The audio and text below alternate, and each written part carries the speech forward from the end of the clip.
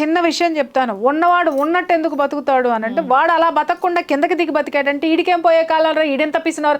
ఇదే ముఖేష్ అంబానీ 100 కోట్లు పెట్టి తూతూ మంత్రంగా పెళ్లి చేశాడు అనుకుందాం, ఈడికేం పోయే కాలం అన్ని లక్షల కోట్లు ఏడ్చినా కొడుకుకి చూసావా, కొడుకు దగ్గరకు వచ్చేసరికి వాడు రూపాయి కూడా ఖర్చు పెట్టట్లేదు, ఈడెంత పిసినారని ఇదే జనం మాట్లాడతారు.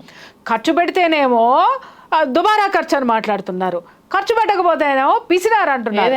లోకో భిన్న రుచి, నరుడు నాలుగుకి నరం లేదు, అందుకని ఏది ఎట్లయినా మాట్లాడతారు. హంగులు ఆర్భాటాలు ఆడంబరాలు చేయాల్సినటువంటి విషయం. అంటే ఇక్కడ అనిల్ అంబానీ ఆదాయం ఎంత ఉందమ్మా, లక్షల కోట్ల ఆస్తులు ఉన్నాయి, ఆదాయం కూడా అంతే వస్తుంది. దాంట్లో నుంచి అతను ఖర్చు పెట్టింది 1%. సంవత్సరంలో అతనికి వచ్చే ఆదాయంలో నుంచి 1% మాత్రమే అతను ఖర్చు పెట్టాడు. కానీ నీ ఇంట్లో నీ పెళ్లికి నువ్వు ఎంత ఖర్చు పెడుతున్నావు, నీ ఆదాయం ఎంత, నీ ఆస్తులు ఎంత, నీ పెళ్లి ఖర్చు ఎంత బయటికి